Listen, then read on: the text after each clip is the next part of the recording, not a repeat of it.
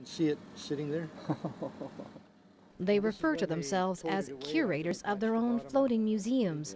They are the owners of retired workboats, mostly wooden vessels that once plied the coast of British Columbia.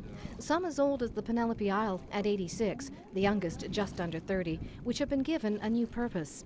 The Westcoast Work Boat Association is an ad hoc group of individuals who have an affinity to old wooden, mainly wooden, ex-workboats that plied the Gulf of Georgia and the San Juans and the Gulf Islands. The membership currently stands at 150 vessels. We have mission boats, fisheries patrol, ex-fisheries patrol boats, ex-forestry patrol boats. We have a ex-dental boat. We have a couple of ex-hardware purveyor ships from the coast in the 50s and 60s when they hit the logging camps and sold their hardware. We don't have a boat yet of ill repute, unfortunately, but I'm sure there's one out there. The majority of them are ex-fishing vessels, like my friends Jim's here and Jean Racine's. This vessel is a 55-foot seiner that was built in 1926. It is a sister ship to the one that was on the old $5 Canadian bill. The Penelope Isle is also John's home. She was retired from the industry about 10 years ago. Her transformation is just beginning. So much of turning it into something better. It's a little bit more living room, more light. I love light, and so this will be more of a solarium.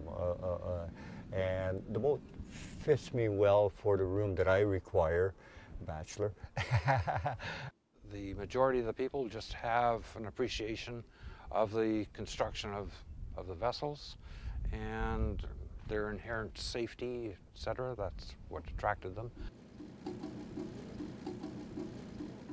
Bill, single up that stern line. Got her, pal. You should actually hate them because they're just a ton of work.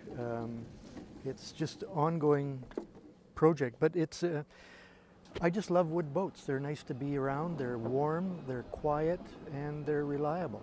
Jim's boat, the CYMRY, a 43-foot ex-fishing boat built in '65 on Vancouver Island in Bowser, is a beautiful example of a conversion to a pleasure craft. Her makeover began under the previous owner back in the mid-'70s. Jim has replaced the walls of the aft cabin and recently modernized the galley. It's basically like a Stradivarius violin. It's just, you become the caretaker and you just try and keep it alive. To convert one of these from a working vessel to a pleasure craft, what does it take? Guts and money, yeah, because you have to sort of attack it with a chainsaw. It's kind of an ugly scene once you start, because you go down the decks where the hatch was at, the fish hold, and you just take it out and put supports in, and then you start planning the addition that you're going to put on. I have a 35-foot Japanese gill netter that was built in 1957 in Steveston. I've always been a hands-on guy for over 7 decades now, and it helps keep me alive. It's a pursuit that's enjoyable. I mix woodworking, mechanicals, well, you name it. Every skill a man can possess gets enhanced keeping one of these things afloat.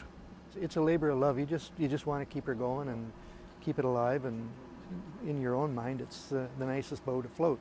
The Westcoast Work Boat Association stages 2 rendezvous a year. The fall one is in Ganges Harbour on Salt Spring Island, September 21st to the 23rd.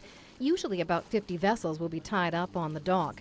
Many of the vessel owners throw open their doors and will invite you in for a tour. In Nanaimo, I'm Annette Lucas.